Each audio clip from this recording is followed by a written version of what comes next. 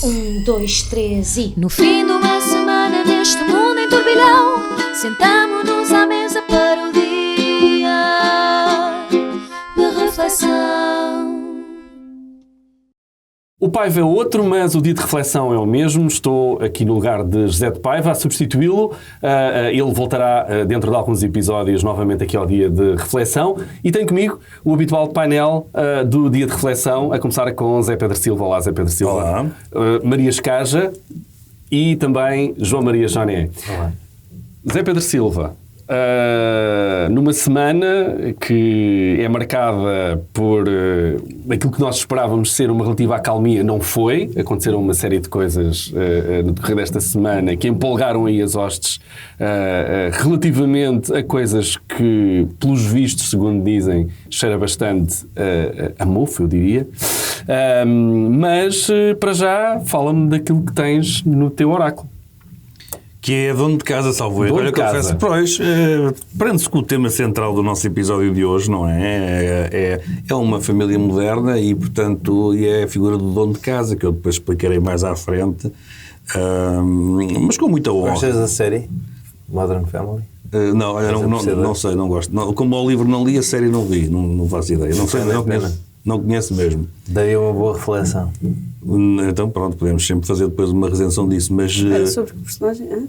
Não, é porque há um argumento agora de que o Trump pode representar a família tradicional na medida em que ele tem uma família americana perfeitamente tradicional e normal. Tem. Muitas mulheres e muitos filhos de mulheres diferentes e que isso é o normal nos Estados Unidos. Isso é a tradição. E é sociologicamente normal, de facto, neste momento. Nos Estados Unidos a norma é divórcios e outras mulheres e outros filhos e não o contrário. Portanto, aquilo joga. Isso está nos homens? Sim, isso está nos antípodas daquilo que é classificado pela família tradicional, de qual vamos falar depois a seguir. Mas atenção que o Paz Escolho disse que não havia... vamos falar disso. Já vamos falar disso. Maria. Eu. Sim. E então, o teu oráculo? Família não tradicional, não é? É o que está inscrito, não sou uma família não tradicional. Não és dona de casa. Ao contrário do Zé Pedro Silva? Sim, sou dona de casa na medida em que tomo conta da minha casa, mas não faço disso a minha vida. Graças a Deus vivo num tempo em que posso fazer muitas outras coisas e tenho muitos outros direitos que me permitem não me cingir a um marido, filhos e uma casa. E João? Mas por acaso, nós, pronto, com uma moderação assim mais antiga, teríamos apanhado o Zé Pedro Silva nesta, porque ele não é mesmo dono de uma casa. Pois não. Ele é famosamente uma pessoa que não é dona de casa nenhuma. É arrendatário. Portanto, isto é mentira, este oráculo. Eu gostava só de deixar isso claro. Também estou no mesmo tema, não é? Pelo mesmo diapasão. Qual é que é o teu? Aluno da Católica, que é uma coisa que eu nunca fui, graças a Deus. Cá está, graças a Deus, também tem graça. Estás a ver como às vezes também faço umas graças e não sei o quê. Porque, pronto, acabou por acontecer nunca ser, até por questões de impossibilidade financeira, não é? Que aquilo é caro como o caraças. E também porque tinha notas para ir para universidades públicas com médias de entrada altas, ao contrário de muita gente que lá vai, mas é mais porque eu estou muito interessado nesta coisa que de repente aparece ao país, com que eu cresci, mas que é muito alien para muitas pessoas, que é esta bolha de pensamento dos grupos de oração e das Opus Dei e do Senado e de pessoas que andam na Católica e para os quais o liberalismo é uma ideologia de esquerda radical e é onde acaba o espectro político, aliás, na esquerda radical o liberalismo, e daí pronto, o centro fica colocado a algures entre o Winston Churchill e o Ronald Reagan, assim, e por aí é o centro moderado e depois a direita normal é o Hitler ou uma coisa assim. Não sei como é que eles fazem, ensinam lá a ciência política, mas é mais ou menos assim, pelo que me disseram. E portanto, como estou interessado nesta bolha, é o meu oráculo que eu nunca fui. É o aluno da Católica. Bonito. Muito bem, muito bem. E agora vamos já, sem perder muito tempo, para o café da edição de hoje do Dia de Reflexão. Expresso abatanado, curto cheio ou pingado, duplo com cheirinho, sem princípio escaldadinho. Muito bem, António Costa acabou de também anunciar a sua nova conta de Twitter, ou do X, se preferirem.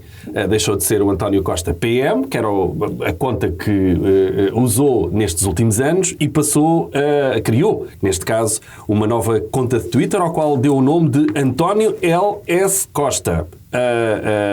E neste momento já vai com, julgo, meia dúzia de tweets, onde basicamente António Costa se assume como um cidadão comum com uma conta numa rede social. É isso, Zé Pedro Silva? Sabes que eu quando vi a primeira notícia de que teria sido suspenso, fiquei naquela de dizer, mas será que alguém falou com o senhor a confirmar, porque era tão estranho, então será que alguém foi... Porque às vezes podia ser uma conta paródia, como há tantas, não é? Exatamente, e havia várias do António Costa. Pronto, e portanto eu fiquei naquela de isto não pode ser verdade, mas lá terá cometido alguma violação, e se calhar até por julgarem que não era ele mesmo, e portanto fizeram a suspensão. Não sei, já não sei, nem sei se sabe. Esta conta do António Costa, deixa-me só dizer que é uma conta verificada pelo X. A bio diz... Quer dizer que ele pagou 8 euros? Exatamente. 11. Tem 11. A bio diz casado e pai, um filho e uma filha, 2 cães e um periquito. Isto é importante, nota. Fui advogado, militante do PS, fiz política a tempo inteiro, autarca e governante. Sigo cidadão. Esta é a bio do António Costa, ex-primeiro-ministro. Eu, quando fui depois ver a conta, achei graça. Para já, não sei por que raio ele não fez uma coisa simples, que foi alterar a conta que tinha, até porque se pode alterar o handle, o nome, tudo. Não, mas podia perfeitamente, porque a conta anterior dele era como primeiro-ministro, mas ele aí tinha os tweets de primeiro-ministro, claramente. Mas ele foi apagar pelo contribuinte. Mas ele foi, está ali na história. Mas claramente quer distanciar-se. Aquilo que me pareceu imediatamente foi que, porque António Costa tem uma boa comunicação e, sobretudo, teve uma comunicação magnífica, eu diria, na saída dele. Ou seja, todo o processo de saída dele, desde 7 de novembro, é melhor dizer assim, para trás, também podíamos discutir isso, mas desde 7 de novembro foi uma gestão de comunicação de saída ótima. Sim. A todos os níveis. Foi ao estrangeiro, foi à Europa, andou pelo mundo, explicou as medidas, passou bem a pasta, tudo uma comunicação exemplar. A última fotografia a dizer adeus com aquele traje de avô, cabelo branco, o que o poder lhe deu, não é? O desgastou, tudo impecável. Mas depois parece que era o Governo da República que pagava a agência de comunicação e no dia que eu disse, não pagas, não há comunicação. Porque não só há essa mudança toda do Twitter, como depois fotografa uma escada em obras. Exato. Por acaso não me dá nada essa impressão. Mas estou a mim. Essa é que é a questão. Porque tu repara, uma escada em obras que não sabe... Essa é que é a questão. Não sabe para onde vai a escada, não sabe de onde vem a escada, não sabe se aquilo era do programa Mais Habitação, não sabe se é mais habitação para ele próprio. E é só uma escada. E eu pensei, também há aqui a hipótese dele, advogado, ex-governante, autarca, e agora pode ser eventualmente trolha. Ou empreiteiro. Exatamente, sim. É mais chique. Não, pode ser empreiteiro, pode haver questões de incompatibilidade. Agora vai ser árbitro e tudo. Ou pode ser o primeiro lance de escada daquilo que será a escadaria até, imagina, um lugar de presidente da Comissão Europeia. Ele diz que segue cidadão, mas segue por um caminho bastante sinuoso. Aquela escada, para além de não ter guarda, é perigoso, que se volta acabou-se a carreira. Mas não tem guarda? Tem uma guarda, mas é uma guarda de obra. Tu se cais aí, cuidado. Não é... Sabes lá tu. Mas olha que eu tenho uma aposta diferente. A minha aposta não é que ele quer a Europa, e depois logo vemos, só ele é que sabe o que é que ele quer da vida dele, mas a minha aposta, que já está feita há bastante tempo, é que vamos ter uma luta. Onde é que achas que foi tirada esta fotografia? Ou é uma fotografia... será que foi tirada por ele ou é uma fotografia random? Pois não sei, a tal história, se mantivesse a avança de comunicação, alguém lhe tinha dito, talvez essa fotografia da escada não seja a ideal. Porquê? Se calhar foi mesmo da avança de comunicação. Não há aqui nenhum simbolismo. Estamos a falar sobre a fotografia. Um monte de gente falou sobre a fotografia. Certo, mas pronto, então a comunicação segue hoje por caminhos também eles sinuosos. Mas pronto, mas acho que ele faz bem. Como digo, devia ter mantido a conta anterior. O que lá está para trás É a carreira dele, é o historial dele, portanto acho... Ou melhor, devia haver... A conta dele devia ter passado para o Luís Montenegro, que era como se isto fosse... É como o Potos. Exato, se fosse um país com uma estratégia de redes sociais séria, era o que acontecia. Pois, mantinha ali os 300 mil, sim, se houvesse essa explicação, até para mim me faria mais sentido. Agora, dizer que descontinuou a outra e fez uma nova... E o Luís Montenegro também mudou a sua, de Luís Montenegro PSD para Luís Montenegro PM. Que tem alguma graça se forem pesquisar o que é que acontece se forem só ao Luís Montenegro. Já está aí uma... Muito bem. E também é o gajo que ficou com o Luís Montenegro PSD logo a seguir. Como...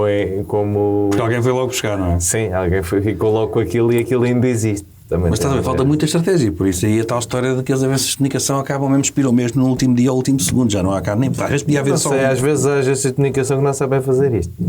O António Costa, que nesta conta, para já, nestes primeiros dias, conseguiu angariar 6.343 seguidores. Incluindo eu. E eu. Olha, não sei se me pus assim, confesso. Porque eu estou desejoso de ver aqui um tweet que carrega Benfica ou... Ou queixar-se da arbitragem, não é? Ou queixar-se da arbitragem. Maria, o que é que tu achas deste nova conta de António Costa? Eu acho, em primeiro lugar, que é um statement de que ele se quis distanciar do seu trabalho antigo. E António Costa saiu numa situação muito... que ele há de considerar muito injusta, de uma forma muito injusta, e portanto acho que também é esse distanciamento de fizeram-me isto e agora eu vou seguir cidadão, não quero saber o que é que está aqui escrito, este capítulo está... Ou seja, acho que é um encerrar de um capítulo, tipo, encerrei este capítulo do Primeiro-Ministro, acabou aqui, esta conta fica aqui, vou criar uma nova. E acho que as escadas em... Eu não acredito que estamos a filosofar sobre umas escadas em obras. Mas são os gajos que falavam dos távoros a mandarem-se uma outra abaixo, não é? Tipo, é suposto filosofar sobre a escada em obras. Tens razão. É o clima político em que vivemos e as criaturas políticas que temos. É verdade, o debate político está bom. As escadas em obras, acho que é aquela ideia de reconstrução, de começar de novo, ou seja, há uma obra, portanto...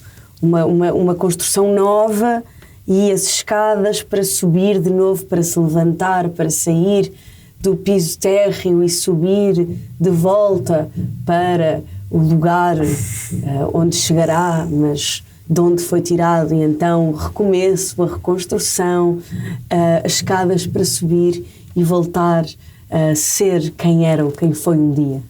Tu que trabalhas em comunicação, de algumas personalidades, darias uma sugestão diferente ao António para abrir a sua conta pessoal? Não me meto em comunicação de política de todo, não é o meu métier. Estou muito bem com a de música, está ótimo. Mas olha que elas andam de música, são só músicas diferentes. Não todos música, sim. É um bocadinho, ligeiramente mais delicada a comunicação política. Não, eu por acaso achei graça. Eu que não era nada fã de António Costa, depois de todo este processo e da forma como as coisas se desenrolaram, até passei a nutrir alguma simpatia. Cá está a boa comunicação, lá está.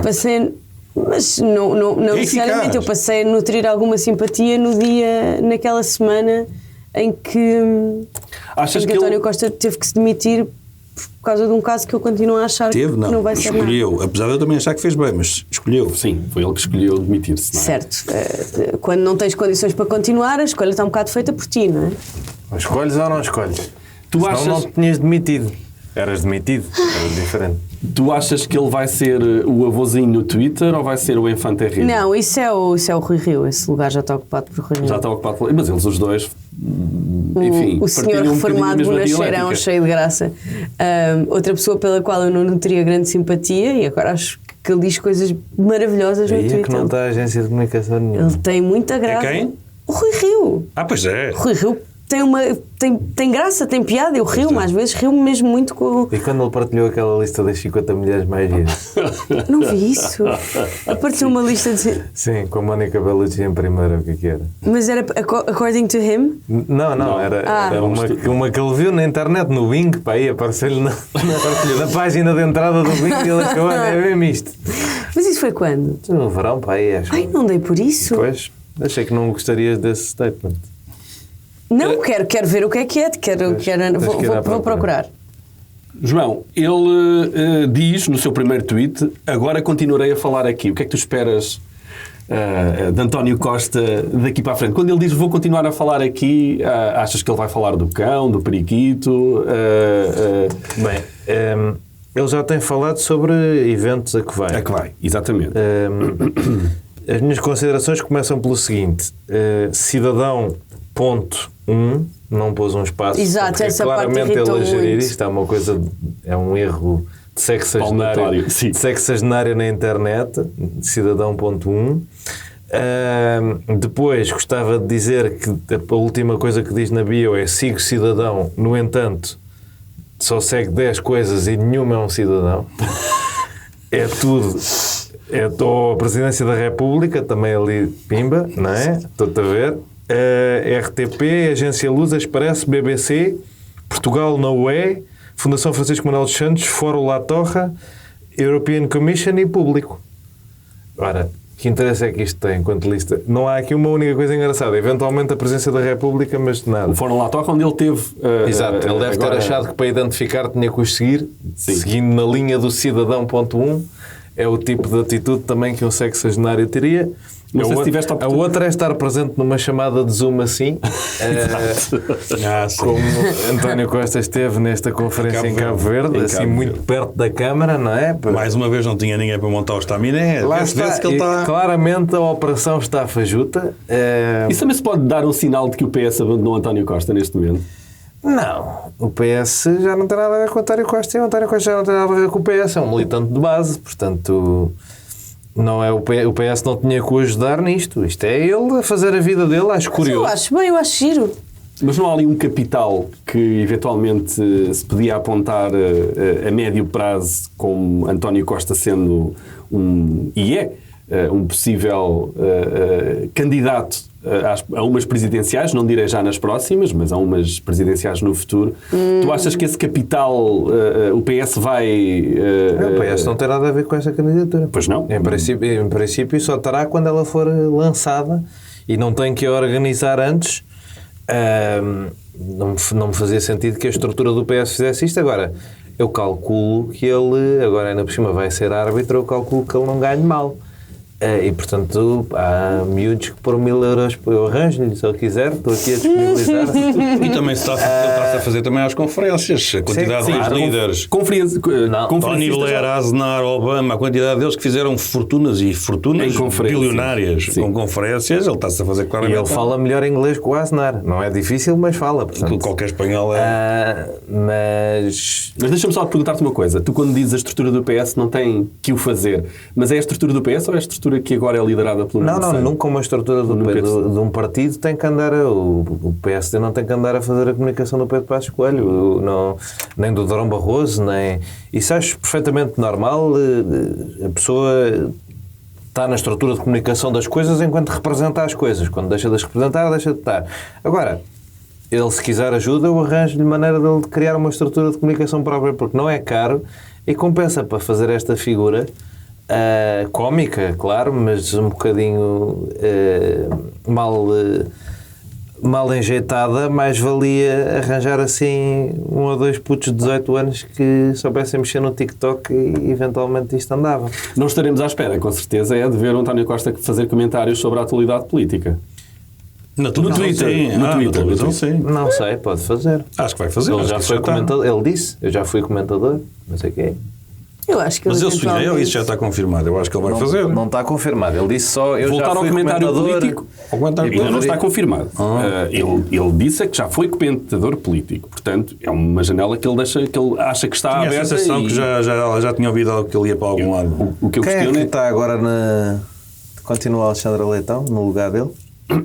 Pois é. Que agora no princípio da incerteza, não.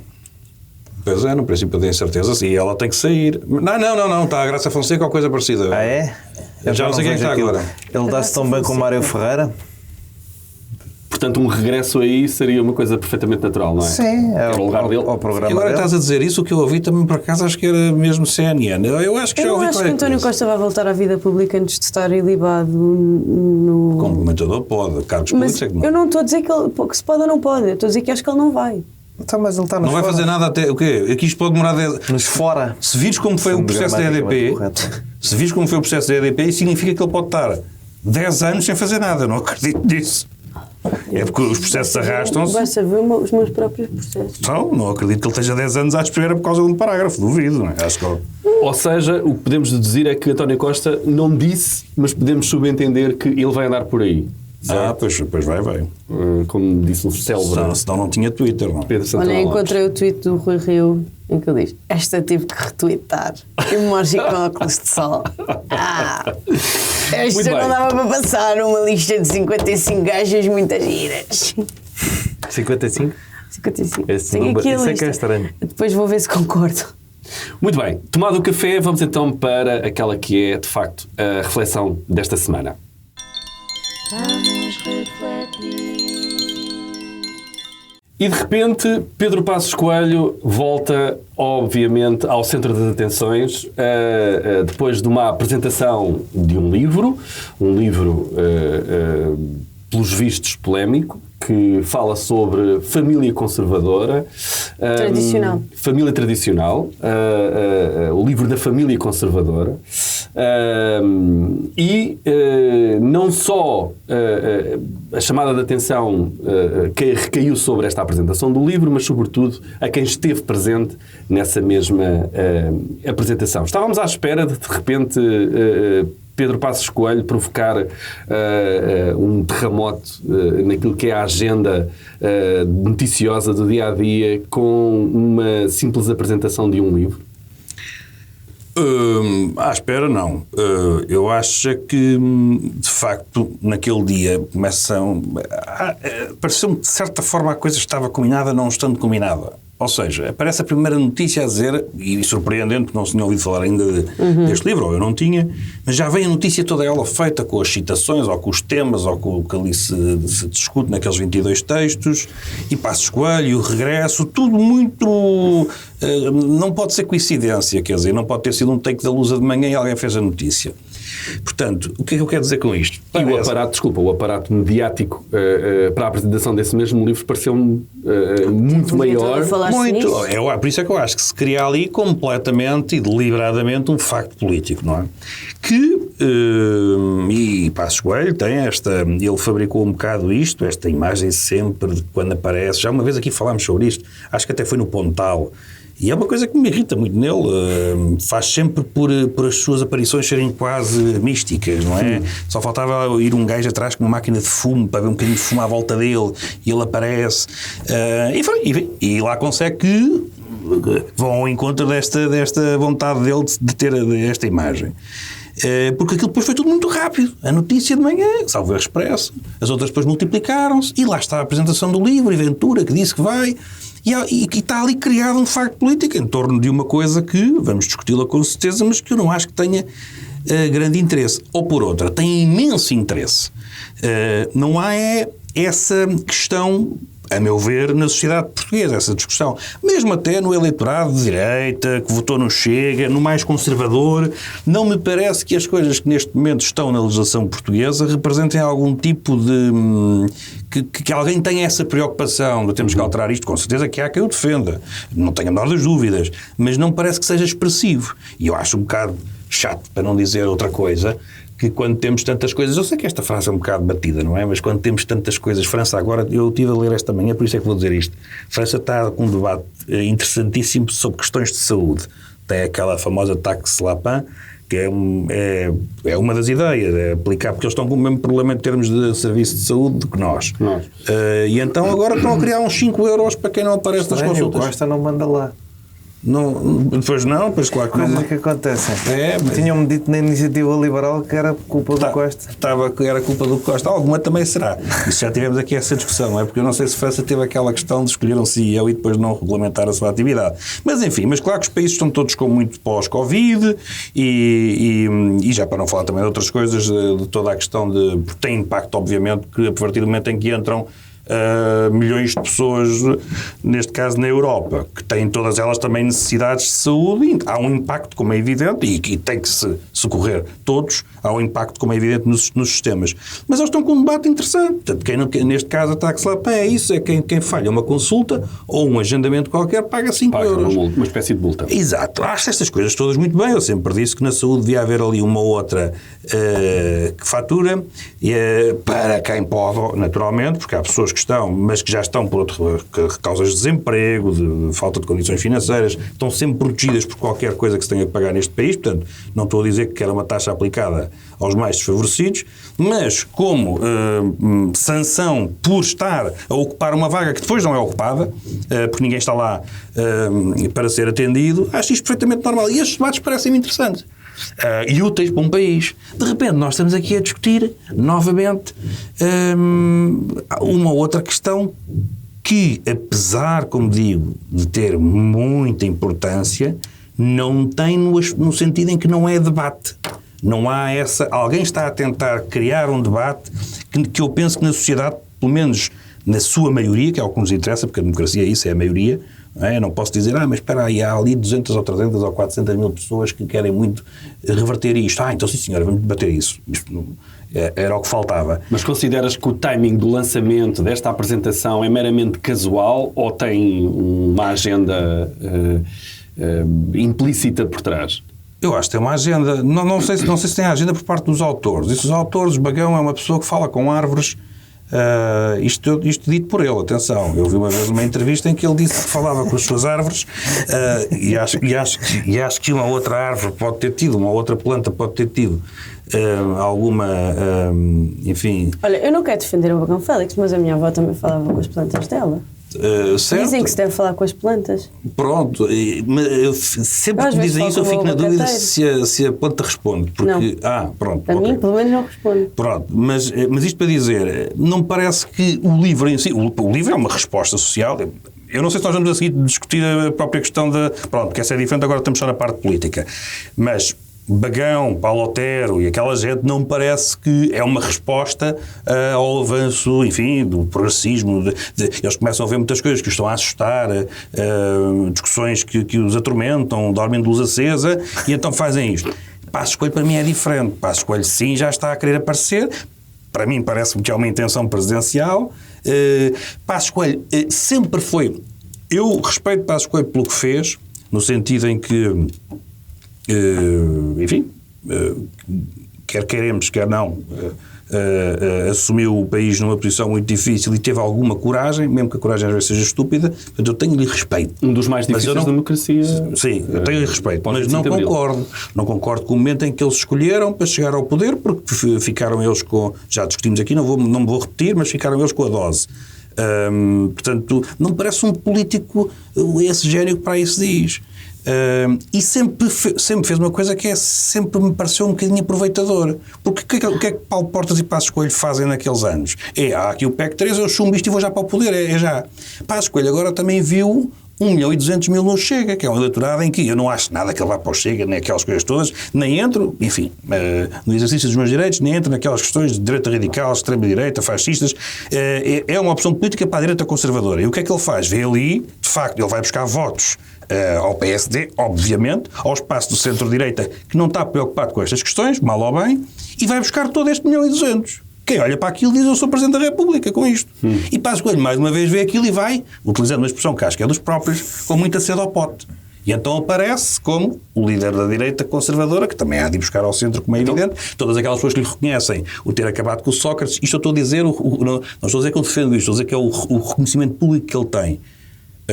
Deu a volta ao Sócrates, deu uma nega a Ricardo Salgado. Portanto, esses que lhe estão agradecidos para sempre por isto, não vão deixar de votar nele umas presidenciais, sobretudo se fossem contra António Costa, por exemplo, que era um ajuste de contas, porque ele defende que a família é conservadora, sendo que ele no discurso nem sequer foi extremista, nem pouco mais ou menos. Portanto, para mim, isto é o primeiro passo e ele entrou em campanha. Ou seja, tu consideras que este foi o lançamento da primeira pedra para a candidatura de Pedro Passos Coelho? Não é a primeira, porque ele já apareceu no Algarve também, já um bocadinho a ir para esse lado. E agora havia 1.200.000, mais o centro-direita, mais até eventualmente também um bocadinho ali à esquerda, e pronto, e sou Presidente da República à primeira volta, eventualmente, depende do candidato da esquerda, e depende se a esquerda vai fazer novamente aqueles erros que comete, nomeadamente quando aparecem Anas Gomes e não sei o quê, que baralha aquilo tudo e, portanto, divide.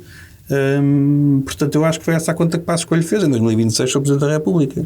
João, tu de alguma maneira tens esta leitura do Zé Pedro Silva, ou achas que o Pedro Passos Coelho decide neste momento marcar a agenda política, dando um sinal a Luís Montenegro que aquela história do não é não tem que ser repensada mesmo? Pois, eu estou mais nessa do que na candidatura à presidência da República. Acho que a candidatura à presidência da República é mais a maneira que o Ventura arranjou de o arrumar. Rouba-lhe a marca, vai para Presidente da República, que é uma coisa que ele não poderia ser, ou teria mais dificuldade em ser, e ele constrói esta nova maioria de direita radicalizada e reacionária. Acho que o Passos Coelho terá mais interesse em dizer que pode ser isso. Ou seja, o que o Ventura queria era que ele fosse Presidente da República. O que ele quer é ser Primeiro-Ministro com esta maioria e comer o Chega para dentro do PSD. Mas já queria antes. Eu comprei em certa medida que isso podia ser útil ao espaço da direita democrática se ele traçasse limites, mas essas qualidades que o Passos Coelho tinha, eu já falei aqui um bocado disso já no tema da imigração, essas qualidades que o Passos Coelho tinha e que me faziam respeitá-lo, de ser uma pessoa de palavra, de ser uma pessoa pouco eleitoralista e focada em dizer a verdade às pessoas, de ser uma pessoa com uma grande retidão moral, é uma pessoa séria, que as pessoas reconhecem como uma pessoa séria, e de ter um governo que diz, custa o que custar, isto é o que os factos nos dizem para fazer, é o que a realidade nos exige, portanto vamos fazer. Essas coisas desapareceram todas neste Passos Coelho de sacristia. Este Passos Coelho de sacristia é o inverso disso, é os sentimentos acima da razão, é o cálculo, lá está, o cálculo eleitoral do que é que me dá jeito e o que é que não dá acima da convicção. Porquê é que eu digo isto? Isso até é mais longo em Passos Coelho, ou seja, o que ficou do Passos Coelho de 2011-2015, que é como é que era? Estou-me a cagar para as eleições, não era assim? É uma frase qualquer, mas sentimento, estou-me a cagar para as eleições. Ele não governava em função dos resultados eleitorais. Sim. Esse Passos Coelho não era o Passos Coelho anterior, por uma série de razões, mas não era. O Passos Coelho anterior mentiu às pessoas durante a campanha de 2011, evidentemente, disse que com ele não ia acontecer os cortes que estavam no PEC 4 que ele tinha chumbado, não era possível fazer isso, ele sabia que não era possível e mentiu. Portanto, esse Passos Coelho já é uma correção do Passos Coelho anterior que mentiu. E não ficou. Voltou o Passos Coelho anterior com coisas diferentes. O Passos Coelho não era um católico conservador, ainda foi agora partilhado algumas vezes um vídeo do Ângelo Correia a gozar com a suposta conversão dele. As pessoas têm direito a converterem-se quando quiserem, mas eu enquanto pessoa criada no catolicismo, tenho muita suspeição do cristão novo. E a minha, agora até para citar o nosso Primeiro-Ministro, o cristão novo, para mim, tem uma tendência para a radicalização que é muito acima. Eu tenho sempre há um gajo na internet que goza com isto, que diz que quando se vê um católico na internet ele está sempre a falar de Niceia e de se isto está de acordo com o concílio de Trento e não sei o quê, e quando se apanha um católico na rua, um católico normal, ele quer saber se nos amamos o próximo. E essa distinção entre o católico online e o católico normal da rua, também eu faria entre o católico convertido e o católico de educação, se quisermos. Os católicos convertidos porque estão a provar uma coisa, como todos os convertidos de qualquer religião, porque estão a provar uma coisa, porque estão a fazer um statement, porque estão a tomar uma decisão que querem que todas as pessoas conheçam à sua volta, têm que ser muito mais zelotas do que os católicos que nasceram católicos. Esses podem nem ir à missa da Ana Páscoa e, no fundo, se calhar até seguir com muito mais à risca o que são os valores essenciais da Igreja do que estes supostos zelotas, mas o zelota mostra muito, mostra todos os dias e mostra publicamente. Aqui, o que eu vi foi, agora, dizem-me, o discurso dele foi de extrema-direita. Não foi. Mas é aquela a conversa até do Pacheco de Amorim. É o novo fumei, mas não inalei, não é? O Pacheco de Amorim era de uma organização terrorista, mas o só foi lá escrever discurso. Eu era da Al-Qaeda, mas só montava as câmaras. Só montava as câmaras e o projetor para o Bin Laden falar. O resto eu nem sabia o que eles andavam a fazer. E o Passos Coelho também é eu estou aqui, mas isto é um espaço. E o Oliveira Martins e a Manela Yanes também se prestaram um bocadinho a esse papel de estamos aqui em discussão. E são várias visões diferentes sobre a família, todas muito baseadas em dogmas da Igreja Católica e muitas altamente. Eu acho que a Maria traz uma bela seleção, calculo eu, se for como de costume. Traz uma boa seleção de coisas disparatadas que estão no livro. Não, trago muito pouco. Então, se não traz, eu vou falar do César das Neves, que eu acho que... Mas ainda antes de... Não, essa é a única de que eu efetivamente trago. Antes de ir ao João César das Neves, queria-te só perguntar isto. A minha leitura, distanciada no tempo, dá-me a impressão que, de alguma maneira, a queda do governo de António Costa, com o Luís Montenegro a tomar conta do PSD e, de repente, vai a uma eleição, isto estragou aqui um bocadinho as contas aos planos que, eventualmente, Pedro Passos Coelho poderia ter de voltar a estar no poder no PSD. E, de alguma maneira, isto é um statement para ele forçar Luís Montenegro a tomar uma decisão relativamente ao seu futuro, daquilo que se pretende estrategicamente dentro do Parlamento, como é óbvio. Tu achas que, de facto, essas contas foram estragadas nessa calendarização que eventualmente podia existir na cabeça do Pedro Passos Coelho? Sem dúvida. Eu acho que contribui para uma coisa... É bom lembrar, às vezes, que os políticos são pessoas. E como pessoas têm sentimentos e tal. E o Pedro Passos Coelho é uma pessoa que faz um percurso de vida nos últimos 10 anos com contrariedades pessoais e com contrariedades públicas e políticas que estragaram sempre um bocadinho a sua agenda. Não, pior, que contribuem para o azedar muito. Já ter António Costa ter tomado posse como Primeiro-Ministro já o azedou muito e notou-se na prática política dele enquanto líder do PSD nos 2 anos seguintes. A maneira como sai do PSD também o azedou bastante e depois a maneira como o Rui Rio quer pôr para trás o legado dele, complicado.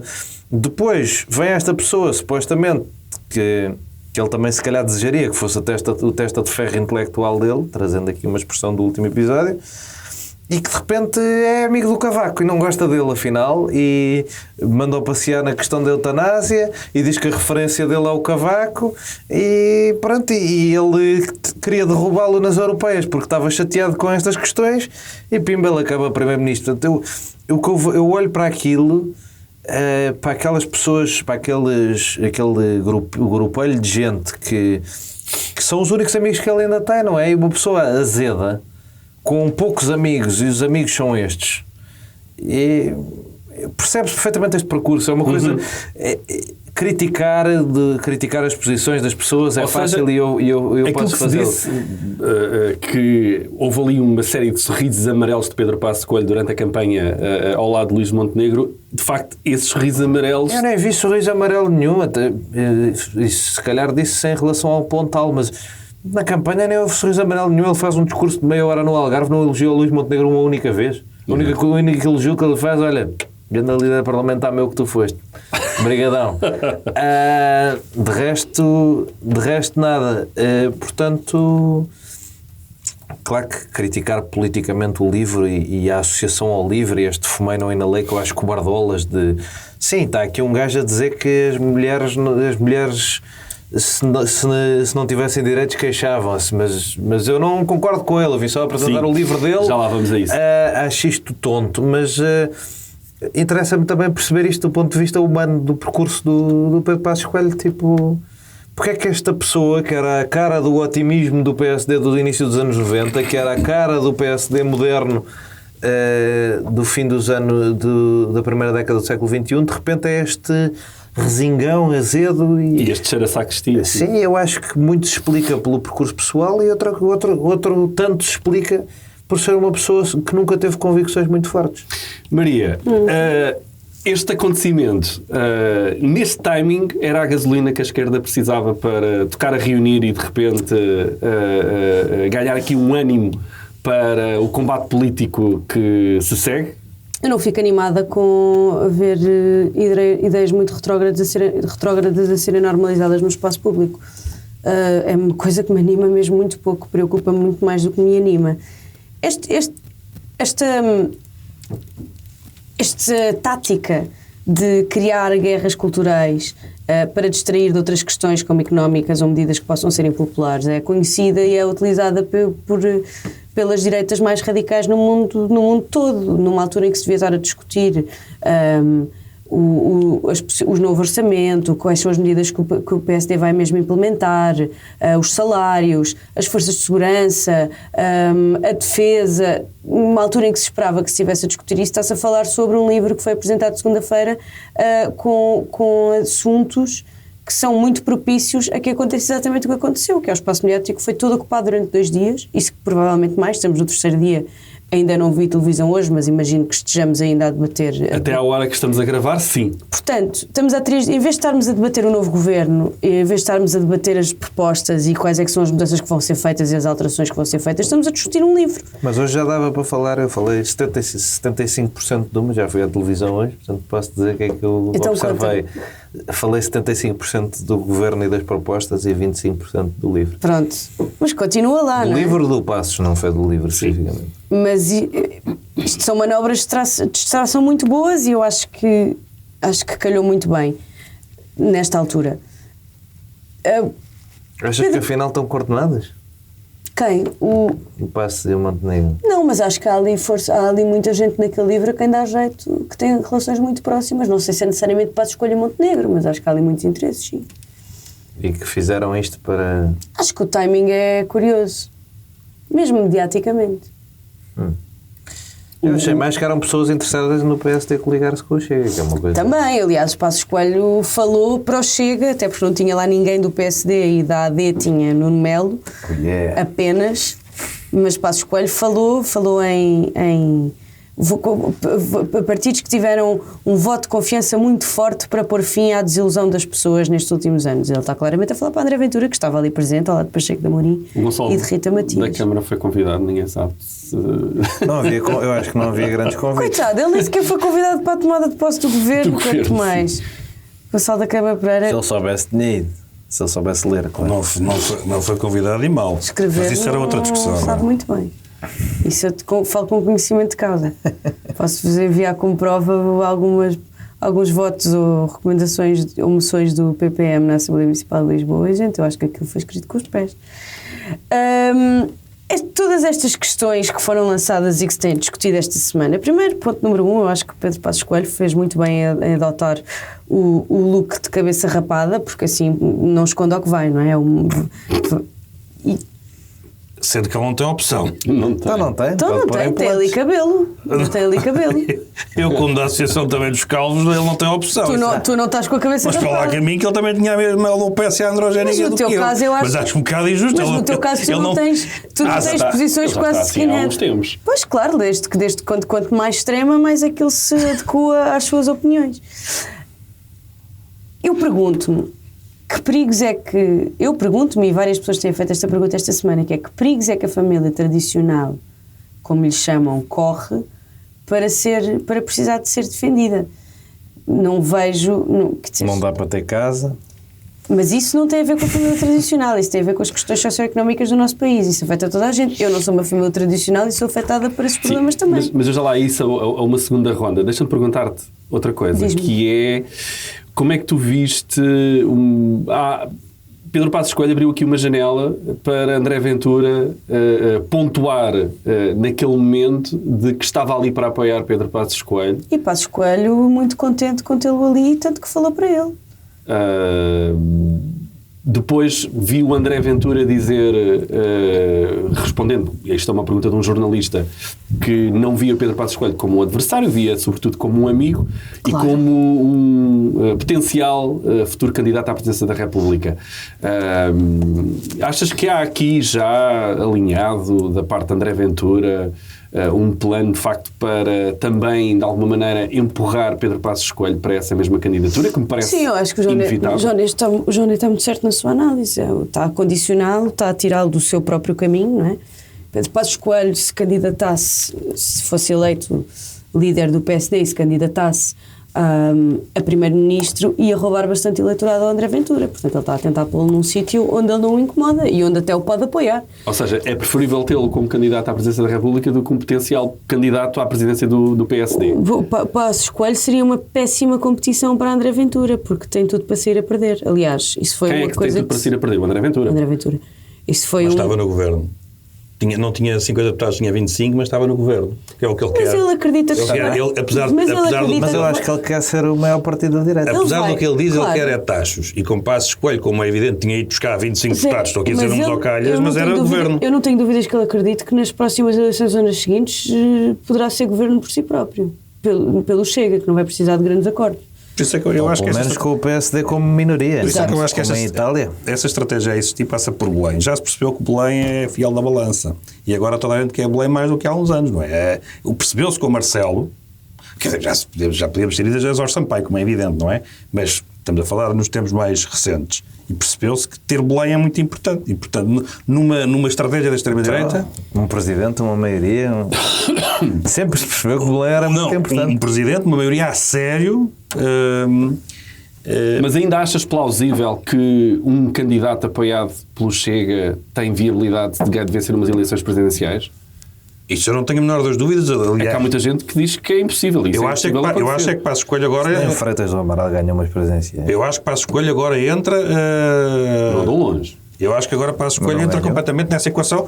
Eu não concordo com o Jónio nesse aspecto, porque eu acho que Passos Coelho poderia ter conseguido... E eu acho que se fosse Passos Coelho e não Montenegro, acho que o resultado tinha sido completamente diferente, e eu suspeito que houvesse uma maioria do PSD, uma maioria absoluta, com o Chega. E como se vê, formavam como é evidente governo. Portanto, eu acho é que... E eu acho que eles sabem isso, e portanto já teria havido esse avanço. Eu continuo a apostar que a intenção de Passos Coelho é... Até porque já está num estilo muito menos executivo. Ele está muito mais presenciável.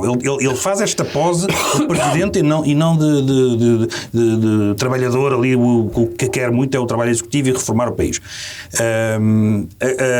Desculpa, a tua pergunta? A minha pergunta era mais no sentido de um candidato à presidência da República. Exatamente. Como Chega. Dito rapidamente, eu tenho a teoria. Sim, eu tenho a teoria. E no outro dia fiz no meu Substack essa defesa. Enfim, atravessei-me um bocadinho, mas é o que eu acredito.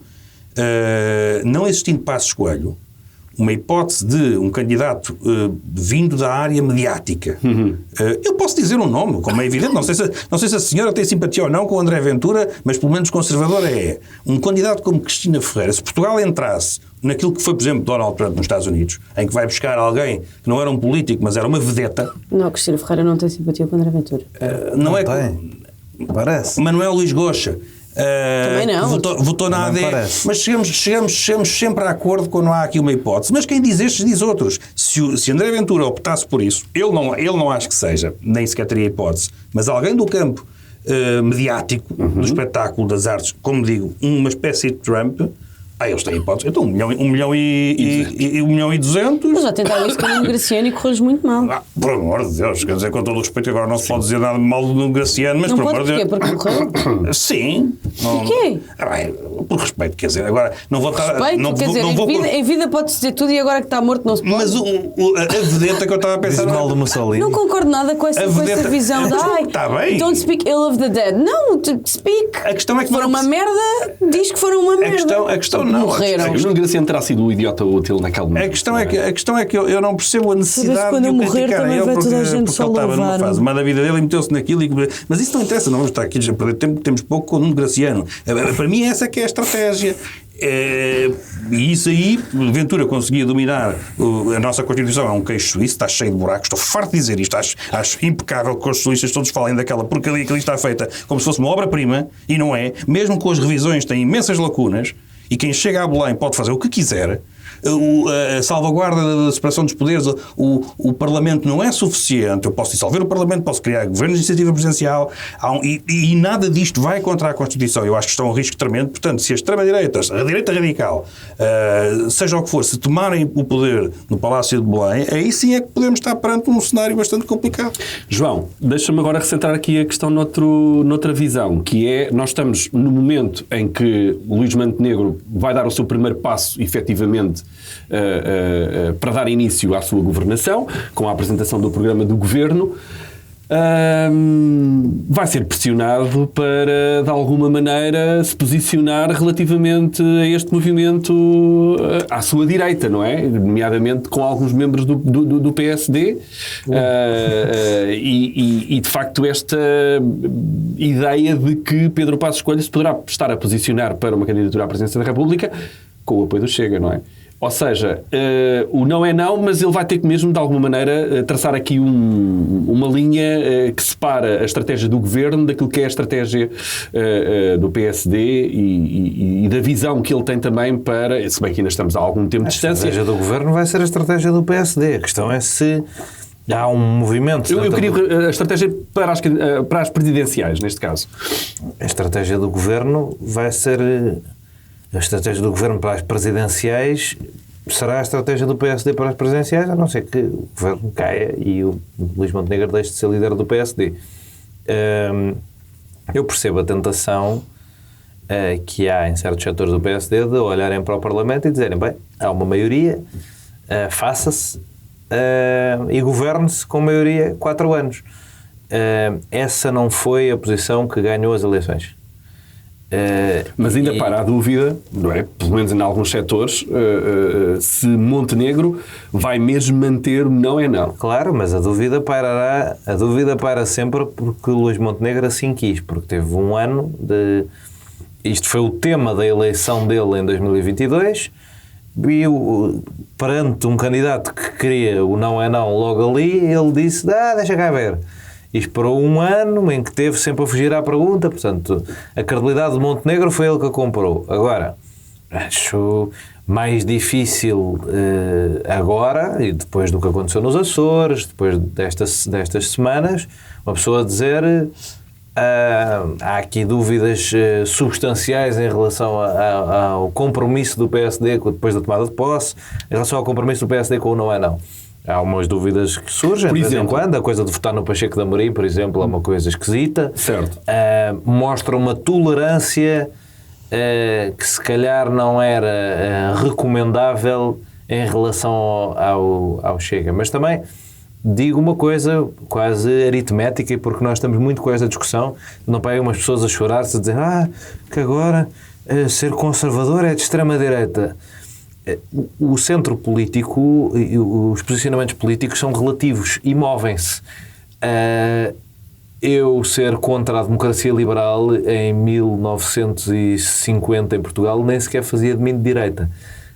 Agora faz de mim de extrema-direita ou de extrema-esquerda, dependendo de onde eu estiver a abordar essa posição, mas era a posição média do português de 1950 era ser contra a democracia liberal. Toda a gente era contra a democracia liberal. A posição média do americano de 1840 era a favor da escravatura, ou pelo menos que ela fosse permitida nos estados em que já era permitida. Não é por isso, não é por ser o centro em 1840 que não é a extrema-direita em 2024.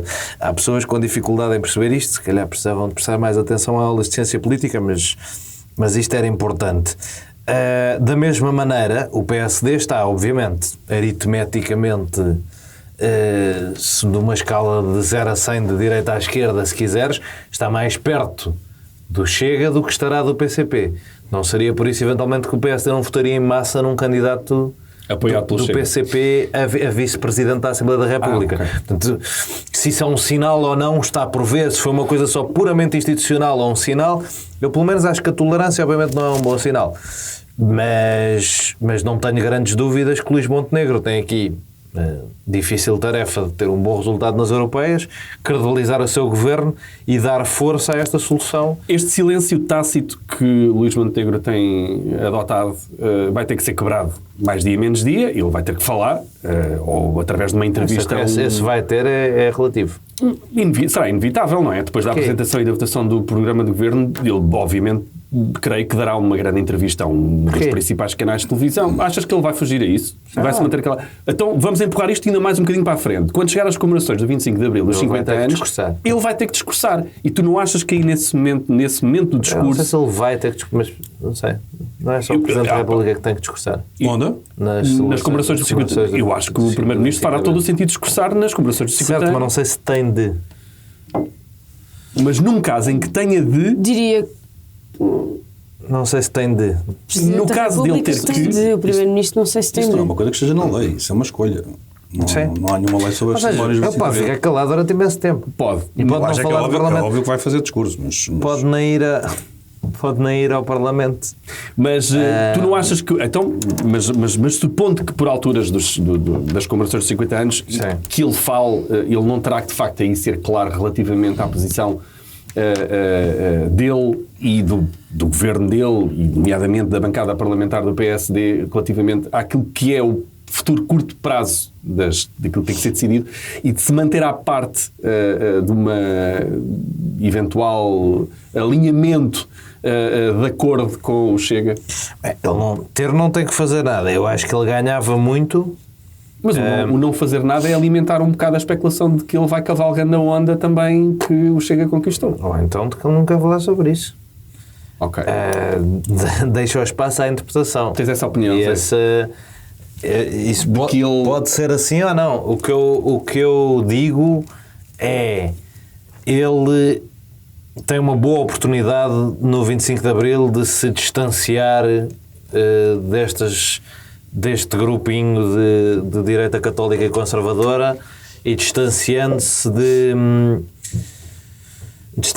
desse grupo, dizer as minhas linhas são claras, a minha defesa da democracia é clara, e fazer até um belo discurso de 25 de Abril em que empurra o Passos Coelho para o espaço do Chega, mas mantém o seu eleitorado e até o expande, porque isso é coisa provada na ciência política, é que os eleitores não são assim tão refinados na análise como isso, não estão a ver se as pessoas são de extrema-direita ou de extrema-esquerda. Estão normalmente interessados em ver se os líderes políticos são independentes. E normalmente a independência mede-se pela capacidade de se oporem a posições base do seu partido. Por exemplo, o Rui Rio era muito popular na lógica de que às vezes estava contra a maioria do PSD.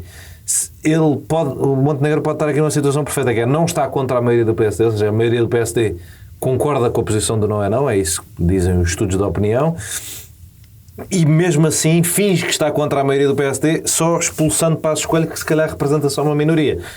Não expulsando militante, mas dizendo, como fez com o Paulo Núncio, como fez com o Presidente da CAP, tipo, isto não me representa, os valores do PSD são estes, a nossa defesa da democracia é conhecida, os nossos líderes foram estes.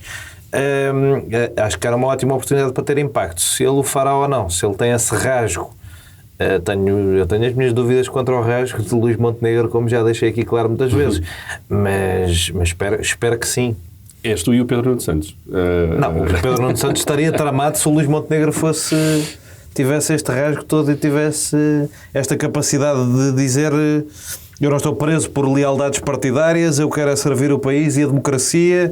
E isso comia ao centro todo, isso era uma oportunidade brutal. Vamos ver daqui a uma semana como é que a coisa evolui. Vamos agora centrar a nossa discussão à volta daquilo que é o conteúdo do livro e que também merece alguma análise, até porque, enfim, estamos em 2024 e eu pessoalmente a última coisa que eu esperava era ver uma discussão mediática tão grande. O que é que tu não esperavas? Não esperava. Uma discussão, não, a edição dos livros com as temáticas que aquele insere são habituais. Agora, ter uma projeção sinal de dos discussão tempos, à volta meu amigo. disto. Sinal dos tempos. Enfim, Zé, qual é que é a tua visão sobre a índole editorial que este livro trouxe à discussão?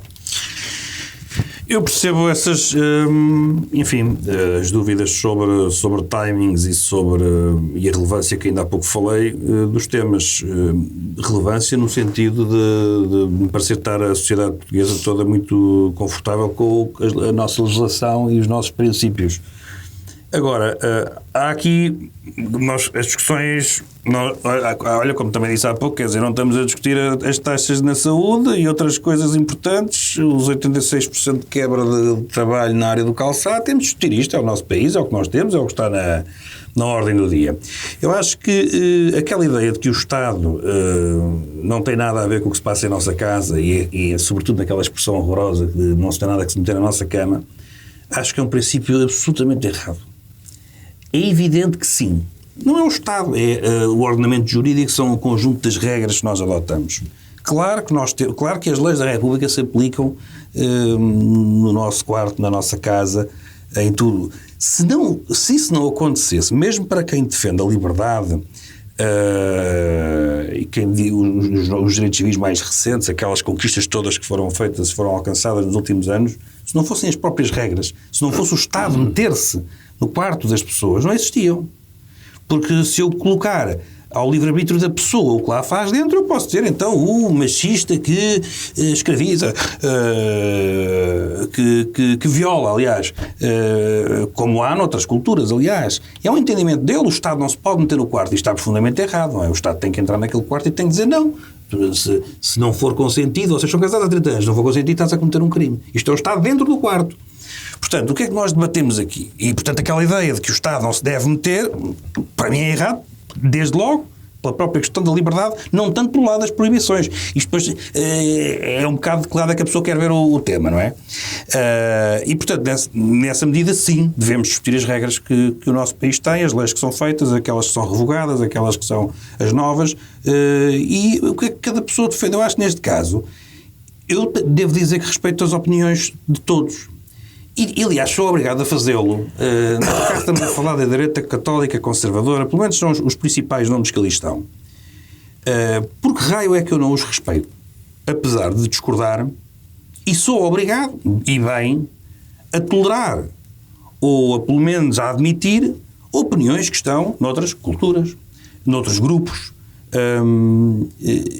Essa tolerância que se exige, e sobretudo agora a Europa, que se debate com o problema, infelizmente, da imigração, como tem, porque essa imigração tem origem em conflitos, porque, para mim, há aquele princípio básico, quer dizer, a imigração nós devemos, com o humanismo, receber, mas oxalá que pudessem entrar nos seus países em liberdade e tudo isso, era o objetivo, não é? Quer dizer, nós quando temos que sair do nosso país, esse princípio não é bom. É ainda pior se outro não nos receber, mas o princípio de termos que sair do nosso, há qualquer coisa aqui errada.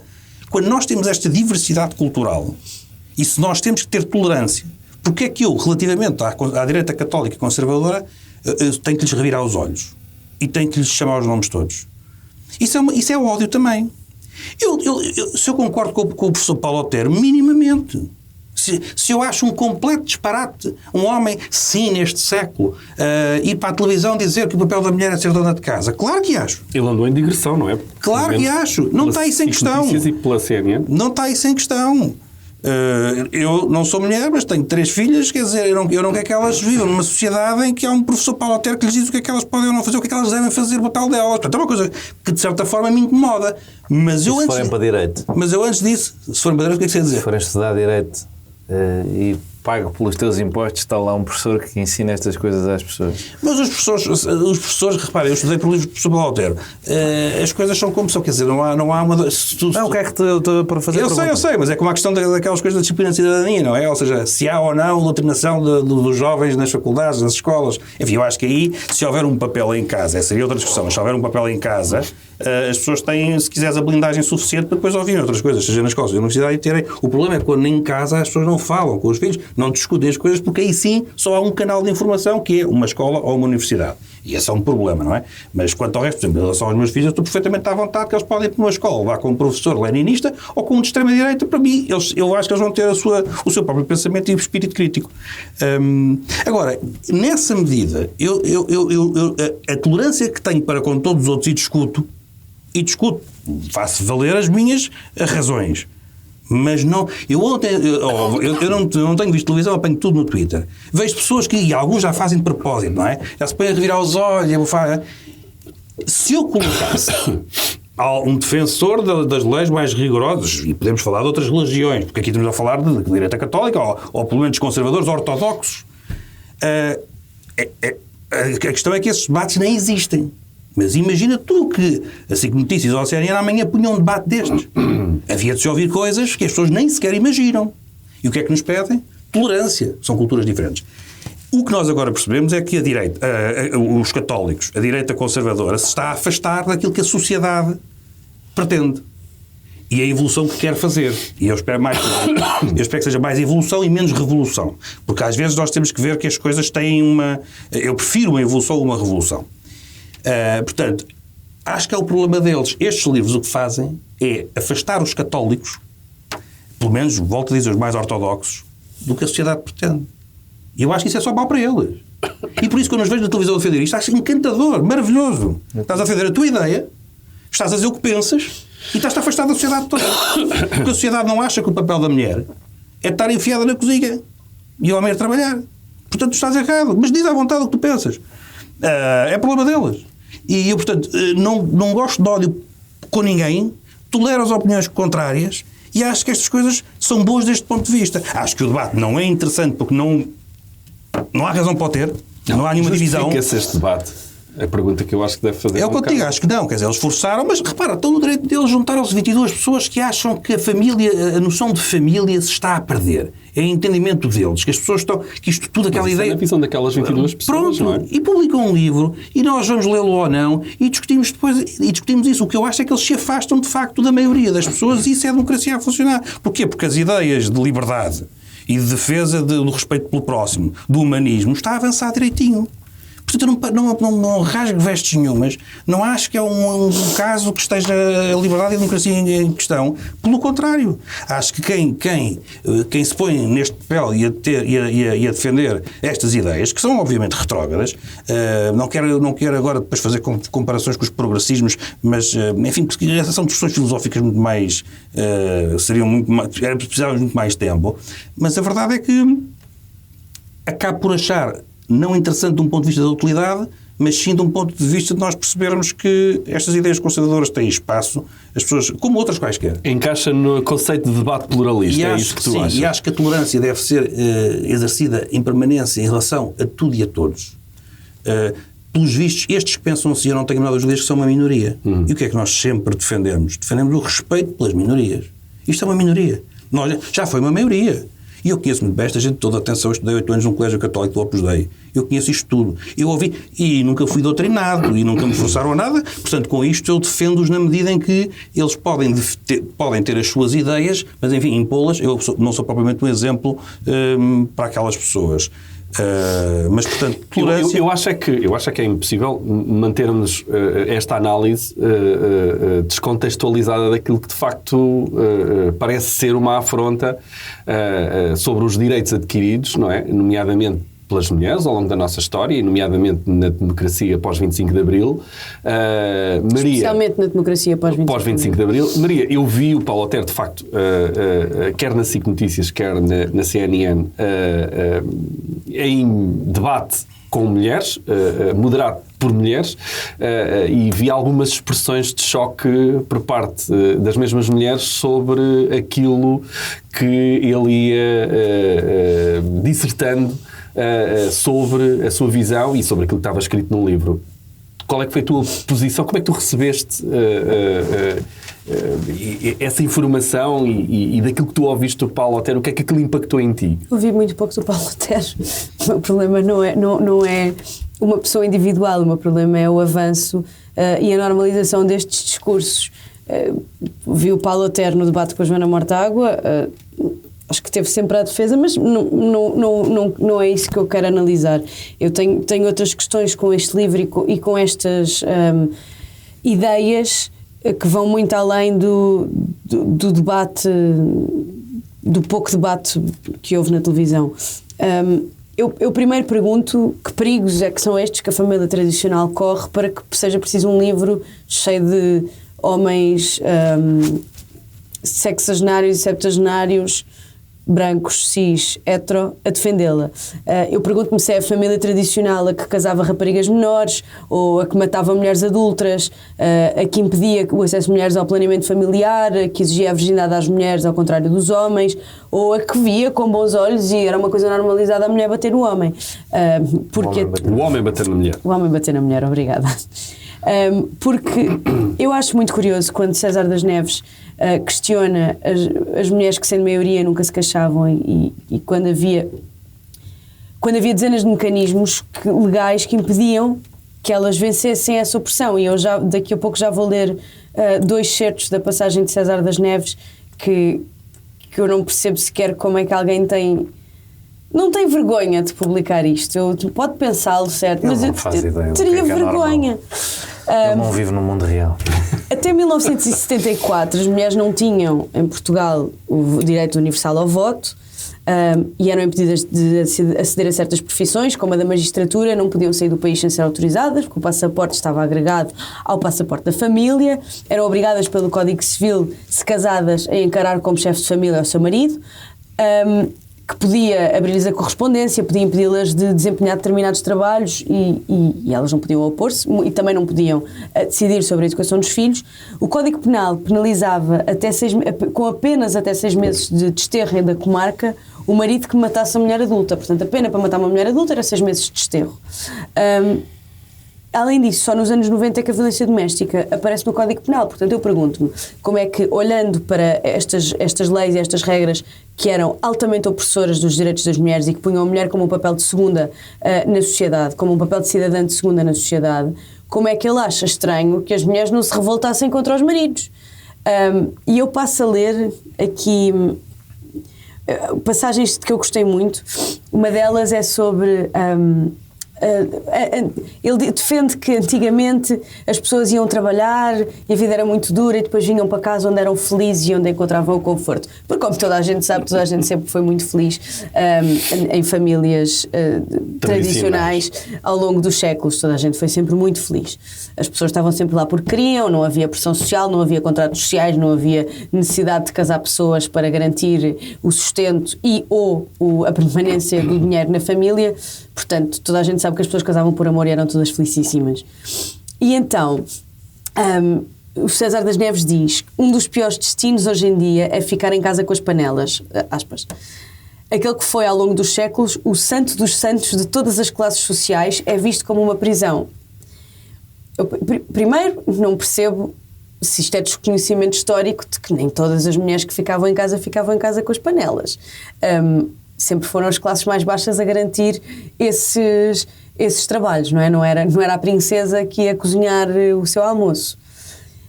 E outro parágrafo, que é aquele parágrafo que correu as redes sociais, mas não acaba ali. Há aquela parte em que ele diz que a convicção é estranha, primeiro porque as mulheres sempre foram a maioria, o que é insólito que sejam dominadas pela minoria masculina. O segundo motivo é que essas senhoras alegadamente tiranizadas nunca se queixavam ou manifestavam o seu desagrado. E depois acrescenta: se virmos com mais cuidado, a razão dessa tese é que as nossas avós raramente participavam da vida pública. Eu vou repetir: a vida pública estava vedada às mulheres até 1974, em grande parte. Não tinham carreira, eu repito, muitas profissões estavam vedadas e era o marido que decidia se ela podia ou não trabalhar. Não influenciavam a vida política, acho que não preciso me repetir, não é? A cultura e a sociedade. Ou seja, César das Neves está a dizer que antes do 25 de Abril as mulheres estavam felizes em casa e não tinham qualquer interesse em participar na vida pública, em ter uma carreira, em influenciar a política, a cultura e a sociedade. Só não faziam porque não queriam. E agora, com a destruição destes valores, somos todas umas malucas que agora queremos ter acesso a uma data de coisas que as nossas avós estavam tão felizes sem terem. Até porque todos sabemos que as nossas avós estiveram sempre felicíssimas a vida toda. Isto choca, é assim, não me choca que este pensamento existe, eu sei que ele existe. Agora, que se esteja a dar todo este espaço mediático a ideias tão retrógradas e a normalizá-las, porque quanto mais se extrema o discurso à direita, mais normal fica. O que antes era estranho, o que antes era olhado de lado e era considerado mais radical, vai dando a ideia de ser mais moderado. E isto é outra tática bastante conhecida. E eu acho perigoso estar-se a dar tanto destaque a um livro que ainda por cima defende, diz que é contra o pensamento único. Quando, neste caso, o pensamento que eles defendem é o ideal de família único defendido pela Igreja Católica Apostólica Romana. Não há aqui margem. Não há margem para famílias monoparentais, para casais homossexuais, para uma data de outro tipo de famílias que existem, que nós conhecemos, acho que todos conhecemos. Portanto, o pensamento da Igreja não é o único. Não se pode falar num pensamento da Igreja Católica. Neste caso, da família? Sim. Pensamento por exemplo, tens padres que não aceitam um segundo casamento, que não aceitam o divórcio. Exato, porque defendem exatamente essa ideia nuclear da família. Casas uma vez... Mas há outros que aceitam, portanto não há uma linha comum.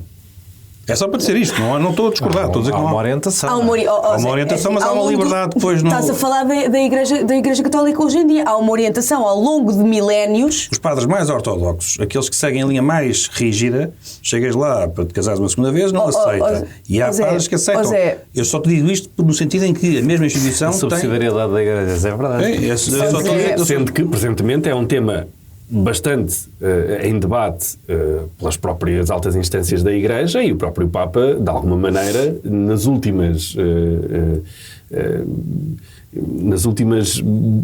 análises ou reflexões que ele tem feito sobre o tema família, tem aberto a porta, de facto, a outros posicionamentos. Ok, mas não vamos ignorar que não são os tradicionais. Não vamos ignorar que este ideal da família, a mulher em casa, subserviente, o homem, o provedor da família, o chefe da família, isto é uma ideia que nasce com a Igreja Católica. A família não é natural, a família é uma construção. Este tipo de família é uma construção social, porque há vários tipos de família.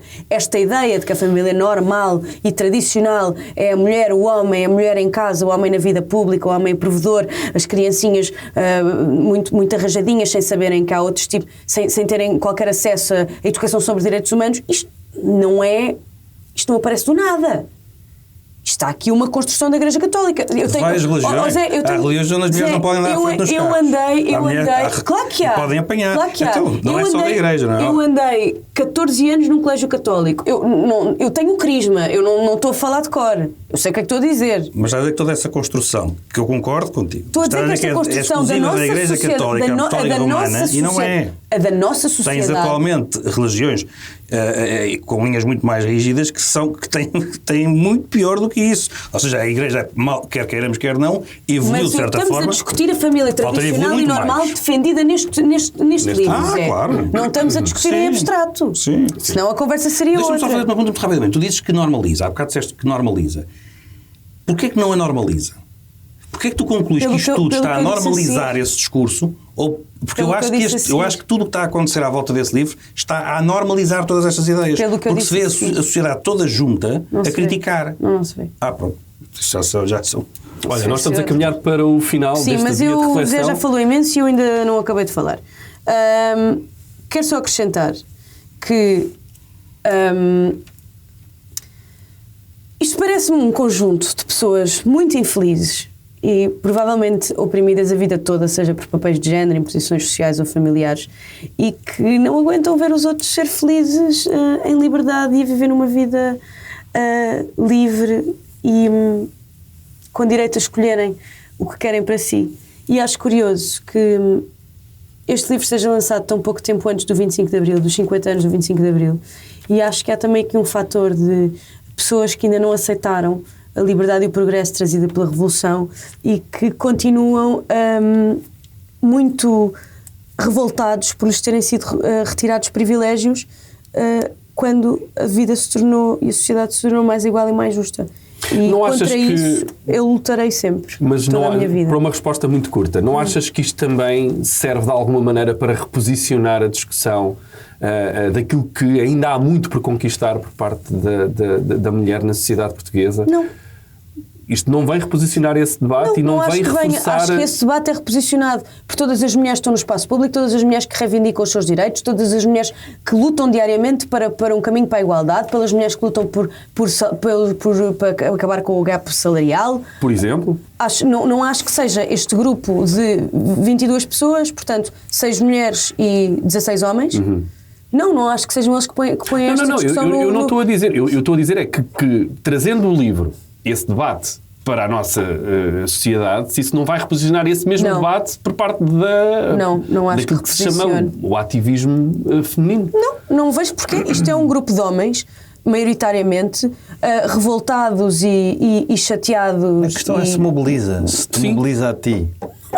Não mobiliza-me tanto como mobiliza a vida no dia-a-dia. Eu não preciso disto para me mobilizar. Pronto. Nem eu nem ninguém. Viu-se a manifestação do 8 de Março a chover torrencialmente, cheio de gente na rua. Certo. Aqui em Lisboa e no país inteiro. Isto é um grupo de homens que estão irritados porque as mulheres se podem divorciar deles. Pá, desculpem lá. João, como é que tu vês o conteúdo deste livro? Bem, eu quero começar por dizer que Isto é um conteúdo atual. Tu esperavas isto em 2024? Claro, O problema é que isto é um conteúdo atual. Eu tenho zero essa coisa e nem gosto do... Estamos em 2024 e então...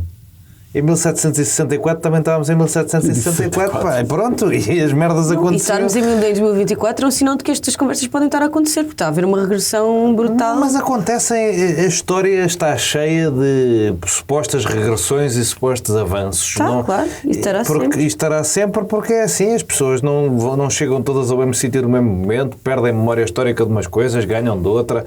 É assim. Agora...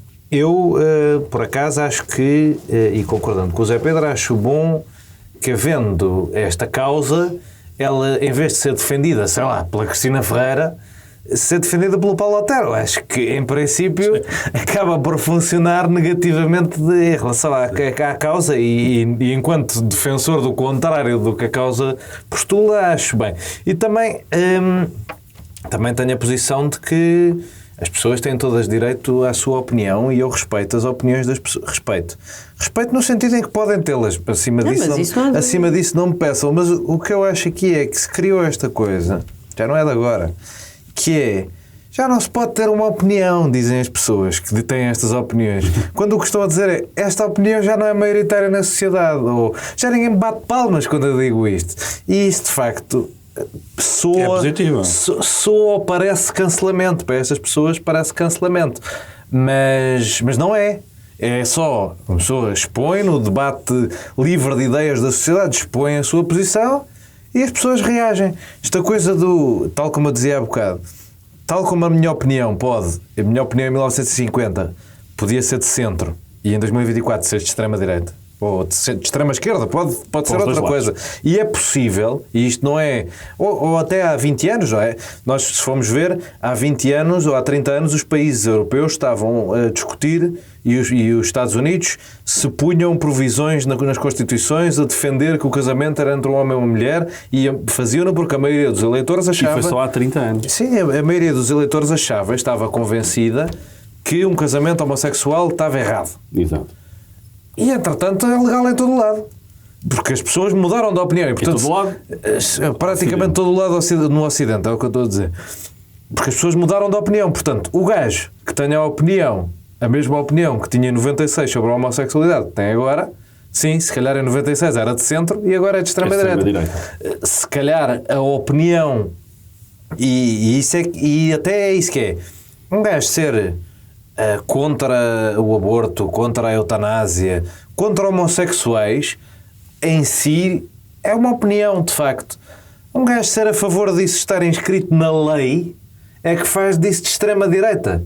É a ação política da opinião que a torna de extrema-direita, não é a opinião por si só, não é? O António Guterres não é de extrema-direita por continuar a achar mal o aborto. Se ele visse candidato à presidência da República e dizia vamos proibir o aborto, e se calhar associava um bocado com a extrema-direita. Era uma posição de extrema-direita dentro desse debate.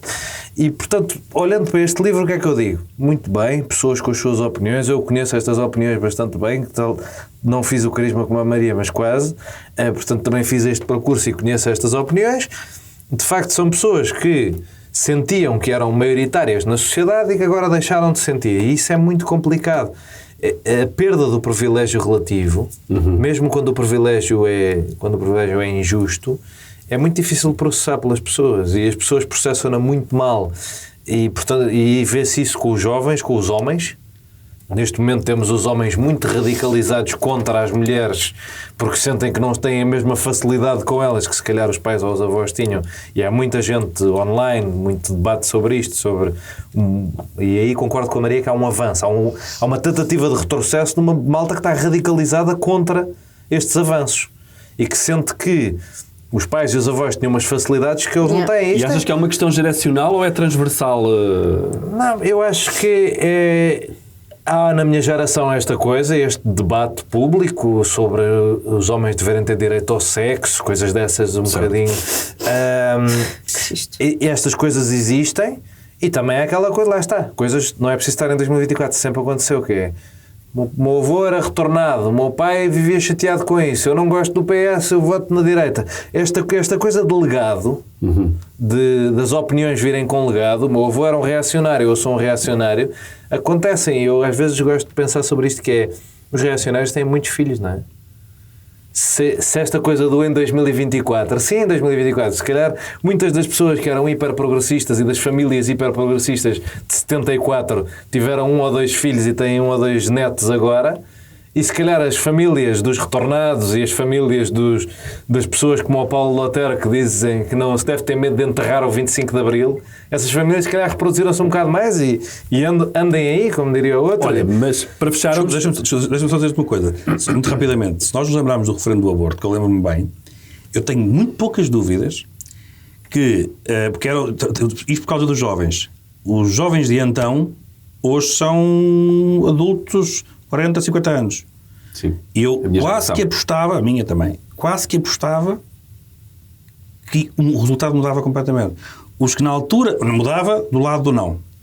Portanto, eu percebo o que tu dizes, mas o resultado seria completamente diferente das mesmas pessoas que andavam, e campanhas, não é? Os partidos todos envolveram-se em campanhas. Eu estava lá, eu estava na marcha, também mudei de opinião. Ora bem. Também tinha 9 anos. E os filhos desses não votavam ainda nos... Estão 16, 17 no máximo, mas se votassem, iam votar com os pais.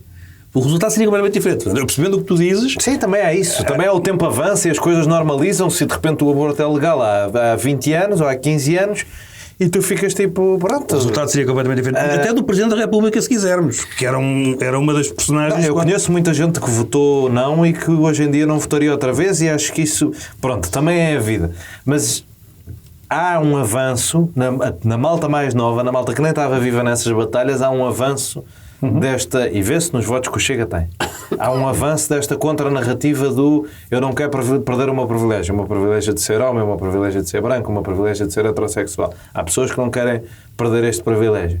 E se tu por acaso fores essas coisas na minha geração como eu sou e tiveres tipo, este privilégio que eu tenho é injusto, tirem-me, a reação é muito negativa. Eu já aconteceu-me isto agora recentemente, a reação é muito negativa. Tu podes ser um homem branco heterossexual e mesmo assim os outros homens brancos heterossexuais da tua idade olham para ti tipo traidor de classe. É nesse momento perigoso que vivemos e por isso é que eu digo, se calhar não foi ótimo ter o Paulo Lotero a educar estas crianças. Assim, rapidamente, para resumir isto, estas pessoas pensam coisas que estão fora do tempo, mas podem voltar a entrar no tempo. E a maneira como eles interpretam o mundo está muito direcionada para isso. Vocês veem como funcionam as Jornadas Mundiais de Juventude, os retiros católicos, como funcionam a entrada destas pessoas no ramo da educação. E pensam, e até perguntam, eles têm isto pensado, isto não é por acaso, a ligação da Igreja com os mais pobres e desesperados, estas coisas não são por acaso. Estas coisas são no sentido de procurar as vulnerabilidades das pessoas, seja na juventude, seja na pobreza, seja o que for, e trazê-las para dentro de uma coisa que é um culto, como há outros.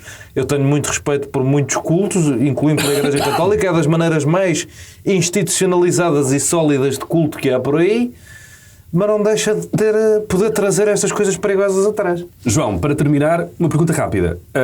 Tu achas que isto põe em risco, eu só vou pedir aqui a tua sensibilidade um bocadinho visionária, se isto põe em risco voltarmos a ter de discutir direitos que foram adquiridos e que são fundamentais e que são atuais pilares da própria estrutura da sociedade, se tu achas que está em risco esses direitos adquiridos, nomeadamente todos aqueles que obviamente as mulheres conquistaram até hoje e que se calhar poderão ter que olhar para a frente e pensar em defendê-los mais acerrimamente. Pois eu acho que é ingênuo, no mínimo, para não ser mais crítico, é ingênuo achar que há direitos adquiridos. Os direitos adquiridos para mim não existem. Os direitos conquistam-se, renovam-se. Aliás, nisso eu concordo com o Paulo Otero. Ele disse a essa altura na CNN que a liberalização do aborto só é lei enquanto houver uma maioria para isso. E é verdade. Claro. E é bom que as pessoas se mentalizem que isso é verdade. Que qualquer direito só é direito numa democracia enquanto houver uma maioria para isso. Se por acaso deixar de haver uma maioria para isso, tanto nos direitos adquiridos dos privilegiados como nos direitos adquiridos dos mais frágeis. Portanto, as pessoas nos anos 90 acharam que era o fim da história, quiseram desistir da política e acharam não querer saber de política, era indiferente. Eles que se resolvam, já está tudo conquistado, está tudo adquirido. Não está. É preciso ir à luta. E bem-vindos à luta. E tu, Zé, qual é que é a tua visão sobre isto? Eu concordo justamente e ligo isto com o que disse há pouco. Ou seja, nós com este espaço, dando esta liberdade de opiniões em que se deve manter a tolerância, o que nós conseguimos provar é justamente isto. É que esta manutenção que se tem que fazer permanentemente dos direitos, e é factual, e hoje em dia temos ameaças enormes, mais do que tínhamos seguramente há 20 ou 30 anos, mas nem se comparam. O que é que se prova disto? É que a sociedade, era o que eu dizia há pouco, parece-me que a sociedade está toda contra isto. Ou seja, a ideia, não calamos ninguém, não perseguimos ninguém, não somos intolerantes com a opinião contrária e temos a força da sociedade de se manifestar por diversos meios de que não concorda com o que aqui é dito, não concorda com qualquer tipo de questão sobre a lei que nós temos sobre o aborto, não concorda com qualquer norma que venha a ditar o papel da mulher na sociedade, não concorda que o Estado se deva meter na vida das pessoas, que eu dizia há pouco, para além de ser um garante da liberdade de escolha com quem se está, da liberdade de todas as liberdades possíveis e imaginárias. Portanto, isto é bom, porque nesta luta por manter os direitos e por continuar a luta, a esquerda diz muito, é um slogan da esquerda, a luta continua. Pois aqui está ela a continuar. E é bom que a luta continue, mantendo-se a liberdade das pessoas poderem dar as suas opiniões e da sociedade mostrar que está unida contra. Desculpem, eu estava aqui a ler a introdução do livro e está aqui uma passagem que eu gosto muito, que é: vida e família são irmãs gêmeas da nossa natureza. Não, amigos. A vida é a irmã gêmea do sexo. A família e a ideia de que o sexo só acontece numa estrutura familiar e dentro de um casamento é uma imposição social. Portanto, é o que eu tenho a acrescentar a esta discussão. E sobre os direitos adquiridos, achas que vão ter que arregaçar mangas e ir à luta? Eu disse isso aqui no episódio do 8 de março. Tivemos essa conversa por causa do... Foi na altura em que o Núncio falou sobre a possibilidade de reverter o referendo, ou de fazer um novo referendo. Claro que sim, nós vamos ter que os defender para sempre. E muita gente morreu após defender e provavelmente muito mais gente morrerá. E isso é que me deixa triste. É porque não é só uma concepção empírica e uma ideia romântica da luta. Não, há pessoas que morrem por isto. Há pessoas que morrem por estes direitos. Houve pessoas que morreram por eles. Houve muitas mulheres que morreram por estes direitos. E... magoa-me que algumas dessas vidas possam ser em vão, possam ter sido perdidas em vão e que possa haver outras a perdê-la também. E isso lamento, mas não acho poético, não acho bonito, não acho saudável para a democracia. Muito bem. Nunca é em vão. E agora vamos mandar as pessoas para um determinado sítio. Vai, mas é para... Muito bem, vamos então mandar as pessoas a um determinado sítio e se eu hoje sou estreante aqui nesta rubrica, façam-me essa de abrir isto. Eu vou mandar as pessoas ao Museu do Aljube, o Museu da Resistência e Liberdade. É um museu instalado na antiga cadeia do Aljube, em Lisboa, e é um museu dedicado à história e à memória do combate e à ditadura, ao reconhecimento da resistência em prol da liberdade e da democracia para si, acho que é o momento oportuno para mandar as pessoas visitar este museu, que está muito bem programado e tem exposições de longa duração, de muita qualidade. Portanto, se calhar é na altura de pegar na família e visitar este museu num mês onde eu acho que é importante fazer sobressair a questão que está, obviamente, naquilo que é a base da nossa sociedade, que é a liberdade. Muito bem, Zé. Olha, eu tive aqui uma sugestão, adaptando o adágio, eu sou eu e as minhas sugestões, mas as sugestões que me fazem neste caso, mas é gastronómica, mais uma vez, e porque acho que as pessoas têm que espairecer, conviver, até para às vezes, muitas vezes, ideias malucas é de, se eu for ver se o professor Paulo Otero, com certeza que não vai à feira de Melgaço, de Alvarinho e do Fumeiro. Não sabes. Não, estão sempre muito enfiados lá nos seus pensamentos e depois aquilo degenera. Portanto, passear a Melgaço, porque celebra a 30ª edição da festa do Alvarinho e do Fumeiro, que são, isto é uma junção genial, quer dizer, o Fumeiro e o Alvarinho. É a recomendação que eu tenho para fazer. Não tenho sugestões literárias, porque isto anda complicado ao nível das novas edições, e eu tenho uma pilha, ainda tenho o Lucas Pires. Já acabei. Pronto, eu está em fila, bem em terceiro, e portanto a minha recomendação é esta, Fumeiro e Alvarinho. Muito bem, Maria. As minhas recomendações são maioritariamente concertos, como surpreendendo toda a gente. Legendary Tigerman atua quinta-feira no Lux. Fogo. Está escutado ou ainda não, mas está por muito pouco. Fogo na Casa da Música, dia 12. Fogo. Não, o Lux. Está bem, tu recomendo outra vez. Ainda não escutou? Está quase, mas ainda não escutou. A peça de Sara Barros Leitão, chamada... Acabei de ver e não se desculpem. Bem, já volto a Sara Barros Leitão.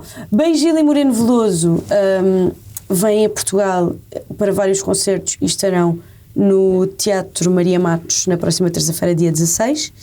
Aldina Duarte vai dar um concerto no Coliseu para apresentar o seu novo álbum, escrito pela Capicua, no dia 17, e eu acho que vai ser muito bonito, porque há uma modalidade no Coliseu que eu não conhecia, que é, o palco do Coliseu é muito fundo, e então os espectadores ficam no palco e o artista canta, ou seja, a boca de cena na mesma, mas com a sala de fundo, ou seja, de costas para a sala. Estou muito curiosa, porque ainda não tenho a certeza se vou, mas estou muito curiosa para ver como é que vai ser. E para quem está no Porto e quer ver os concertos maravilhosos do Capitão Fausto, que eu vi na semana passada e amei muito, eles estarão na Casa da Música dia 16 e 17. E voltando à peça de Sara Barros Leitão, chama-se Guião para um País Possível, anda a percorrer o país e passa por Lisboa este fim de semana no Teatro do Bairro Alto, dia 12, 13 e 14. João? Bem, vão começar as celebrações do 25 de Abril, não é? Exatamente. E dia 12 no CCB começa com umas conversas promovidas pela organização da celebração dos 50 anos do 25 de Abril e dos 50 anos da Constituição de 76. Dia 12 às 2h30 no CCB, uma conversa com a Irene Pimentel, Mário Crespo, Isabel Barroso Soares e o Coronel Santos Coelho, com moderação do jornalista Filipe Caetano. E depois, dia 13, com o tema da História para o Futuro, sábado às 11 da manhã, vou lá estar eu. E portanto, se quiserem ouvir mais um bocadinho, CCB, e pronto, e sigam a página dos 50 anos da celebração dos 50 anos de 25 de Abril, porque há um monte de coisas para fazer. Olha, livros, desculpa só para terminar, livros, por acaso acho que o Milhazes lançou um sobre o Cunhal e o Brezhnev, eu só vi ontem, e portanto para quem tem interesse sobre o tema, por acaso poderia espreitar, porque eu agora me lembrei que quero espreitá-lo. Cunhal e Brezhnev é quase como esta mistura do Alvarinho e do Fumeiro. Portanto, lembrei-me para quem tem curiosidade sobre estes temas para ir ver. Muito bem, e assim chegamos ao fim desta edição de Dia de Reflexão, uma edição hoje moderada por outro Paiva, que não o Zé. Fica aqui um abraço ao Zé e o regresso rápido aqui a esta mesa. Foi assim um programa que espero estar à altura aqui do nosso amigo José Paiva. Voltamos na próxima semana, obviamente, com já o programa de governo em funcionamento, creio eu. Já cá está. E, obviamente, também com muito tema para analisarmos. Para já, digam adeus às pessoas, como diz o José Paiva. Voltamos na próxima semana. 1, 2, 3 e... No fim de uma semana neste mundo em turbilhão, sentamo-nos à mesa para o dia de reflexão. reflexão.